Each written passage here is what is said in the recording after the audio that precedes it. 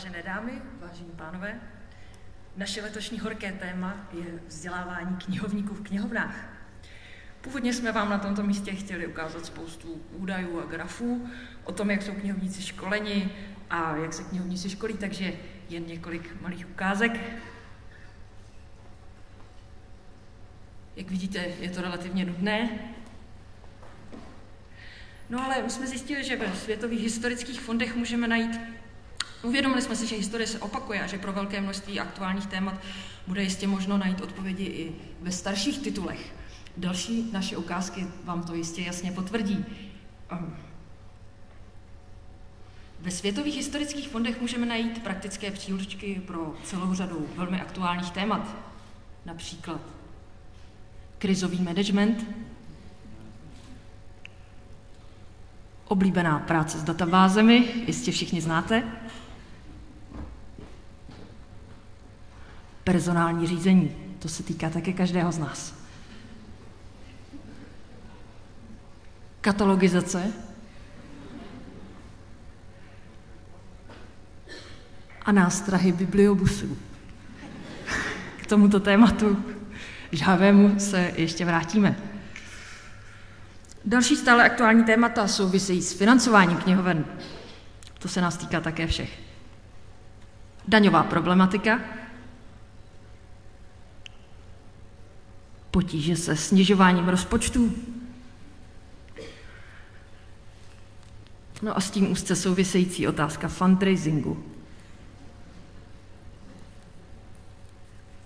Zajímavé řešení, že? Ovšem následování hodné příklady můžeme najít i v naší domácí literatuře. A já bych poprosila své kolegy o přípravu jeviště. Děkuji, pánové. Fundraising se netýká jen knihoven a knihovníků, ale jejich zkušenosti mohou být užitečné i široké veřejnosti. A my se tedy na jeden takový malý tuzemský příklad podíváme v praktické ukázce.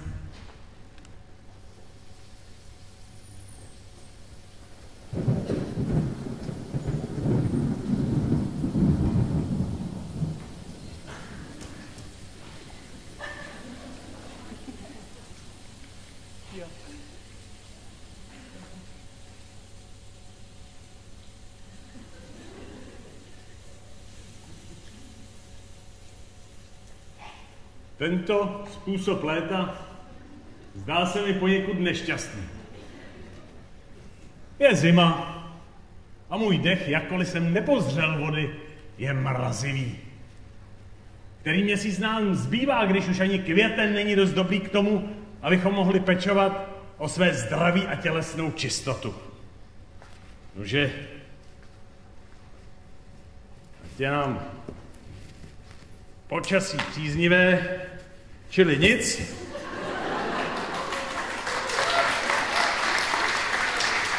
Tyto věci nesnesou odkladu.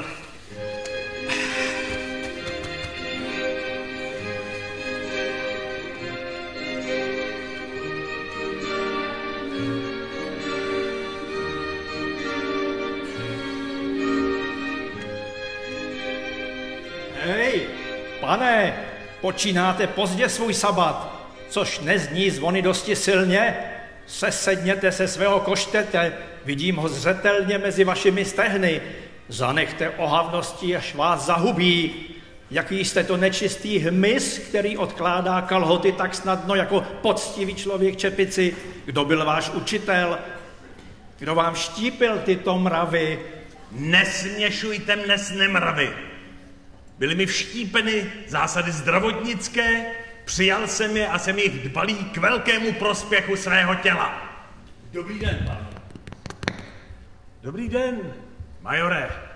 Provádím cvičení, s nímž jste obeznámen a které již z dostatek rozteklilo kanovníka. Pozhovte mi, abych obetlul nádrž. Dobré jitro, majore. Domníváte se dosud, že shovívavost, jež osvědčujete tomuto pošetilci nevýrazného ducha, je správná? Shledávám tyto hovory zajímavé, byť nejsou příliš ušlechtilé. Nachází v nich určité zaujetí a zaujetí jest odleskem vášní. Vždyť, co jest zajímavé? vášnivějšího než nebe věčně modré a vášně věčně krvavé? Ach, ty nikdy nezahálíš. Srozuměla jsem, že se hádáte o jakési nesmysly a že u toho křičíte, jako by šlo o peníze. Inu můj manžel plkává dosti často.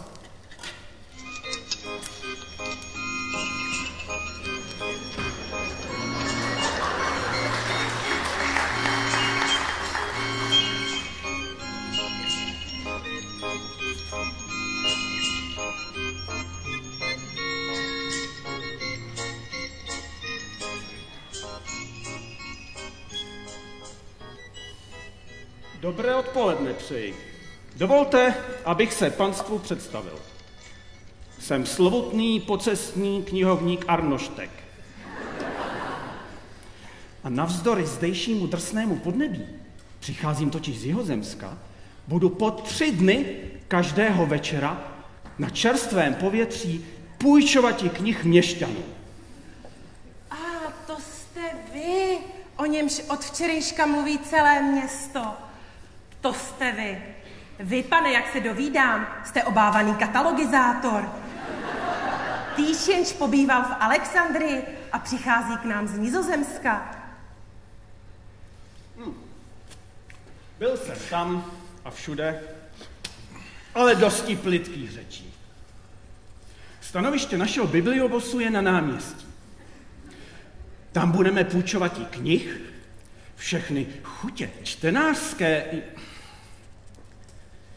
jiné uspokojíme. A tam také dnes večer začne knihovnický kurz reedukační pro ctěné zájemce z řad široké veřejnosti. Nuže, přijďte všichni na náměstí. Pan Arnoštek je švarný chlapík, všiml jsi s Antoníne, jeho rozpaků a jeho ruměnce. Inu, je to zdatný člověk. Najedl se, hojně se napil a nezaplatil vstupného.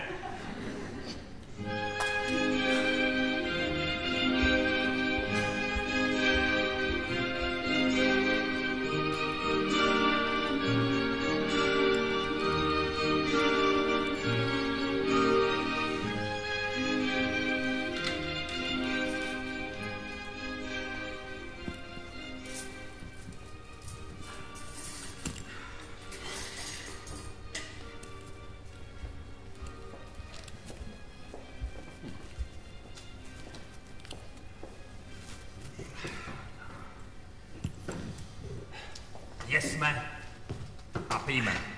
Přineste večeři, tučný sýr, ptáky, zvěřinu, jehněčí, vše, co se líhne živé, vše, co se líhne z vejce, co z raje jedlého, co jest oploutveno a všechny druhy plžů, které se požívají ve vzdělaných zemích. Majore, stal jste se žroutem nebo mluvkou? Chcete nám ukázat ti zuby nebo jazyk? Já sám nemám na jídlo dnes ani pomyšlení, není mi volno. To je následek špatné životosprávy. Příliš přemýšlíte. Přemýšlíte i při večeři a to je znak nepřiměřeného obžerství. Tak. Ale pospěšme si, pánové. Pokud se dobře pamatuji, jdeme na představení knihovníkovo. Ano, ano.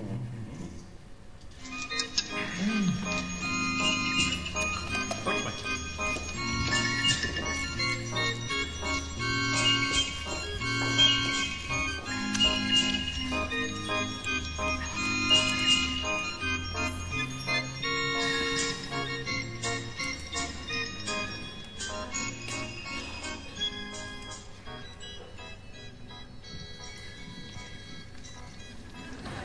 Žil jsem dlouho klidně a nesnáším vzruchu. Což pak není hezká? Chybí jí něco? Hleďte, majore, Anna, ukazujíc nám mechaniku kloubů, ukazujíc nám smrštění a stah svalů, jež zdvíhají nohu, ukazujíc nám pravidelné a volné dýchání, jimž sedme hruď. Skýtá nám utěšený obraz prostého jsoucna, a závažných akcí, jež jsou kořenem knihovnictví. Hezký ženský, jest šlakovitě málo, ale jsou. Tyto stromy jsou pouhá pláňata a nenesou ovoce. Ale můžeme napravit i divokou přírodu. Pánové, máte již přichystán svůj tolar? Věru, čas je příliš krátký. Popilme se. Pánové. Velectěné publikum, právě zahajujeme knihovnický kurz Grantopsavecký. Rádi snad někdo vědí, co je to takový grant? A to je přece jasné, to když vám někdo ráčí dá ti peníze na něco, akorát si o to musíte dopředu požádat. A neb, jak říkala moje babička, líná huba, holé neštěstí. V zásadě to tak je, majore. Ale zkusme to jinak, znovu a lépe. Tak, stačí žádost vyhotoviti, na příslušný úřad podati a mnoho roztodivných lejster doložiti. Ovšem, nejdůležitější ze všeho je vymysleti účel dobročinný a všeobecně prospěšný, na který má přece erár grošem přispěti. Ku příkladu vy, pane plovárníku. Vy byste mohl se ucházet o příspěvek na rozšíření a zkrásnění svého závodu, kterýž to již v parných letních dnech vysokým nárokům obyvatelů Krokových Varů nedostačuje. Ale pozor, není to jenom tak.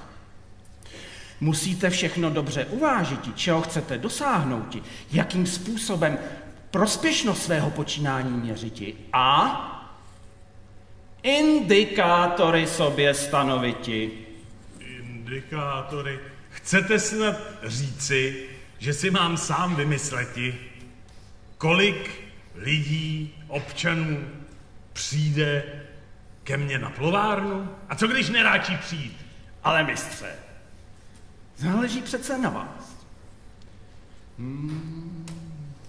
A co kdybyste si jako indikátor zvolil počet lahví červeného vína, které s přáteli vypijete? To přece snadno ovlivníte. A takové uživatelské statistiky Výborně, mistře. To mi připomíná tažení italské.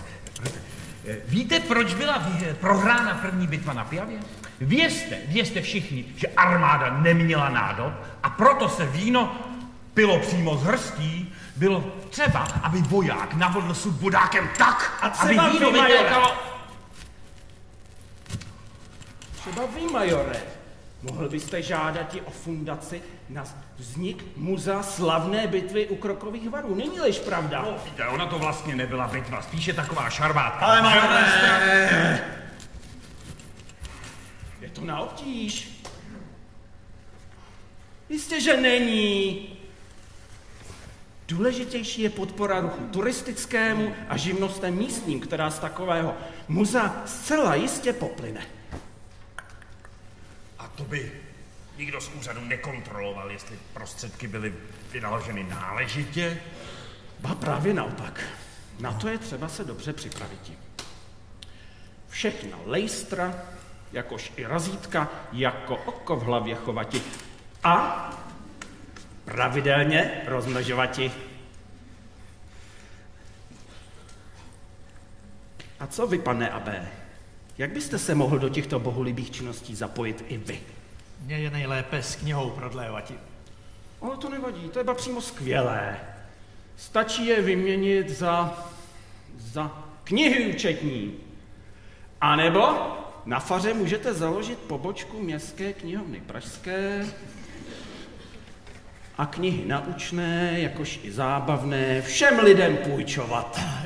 To je myšlenka bohulibá, ale v takové knihovně by se muselo mluvit i nahlas, neboť mluvit i šeptem je neřest, která byla odsouzena ve všech dobrých příručkách mravokárných a byla zostuzena v katechismech. Dobrá, pánové. Tak, vidíte, všem se vám dostalo vznešených námětů, jak dotací získati a svému městu a občanům život zpříjemniti. Proto říkám, jděte a pište.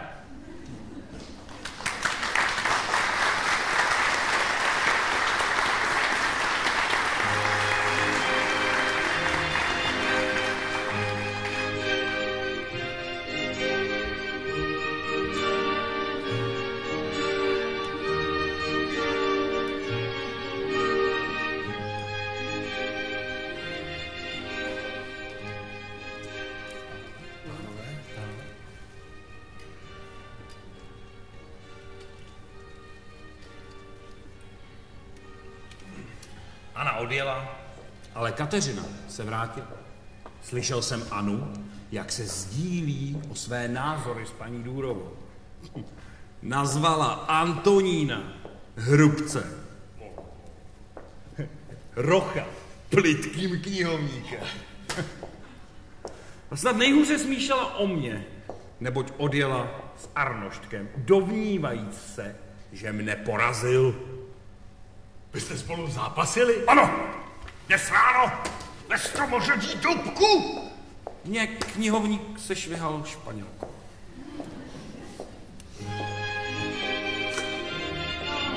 Jak je to krásné půjčovat literaturu a širým světem šířit myšlenky znosné. Jak je to krásné počítat dny do infóra a míjet město za městem. Jak je krásné strojit vzdělanost od počátku do konce a opakovat ji znovu a znovu před lidmi, z nichž nikdo mimo nás neví, co se stane. Bibliobus, katalogizační pravidla a strmé police. Vy jste mě, divákové, jak Odina v trikotu flanderském, podpírám Arnoštka, neboť je to slavoučký knihovník. Jak je to krásné, jak je krásné být kadeřavý.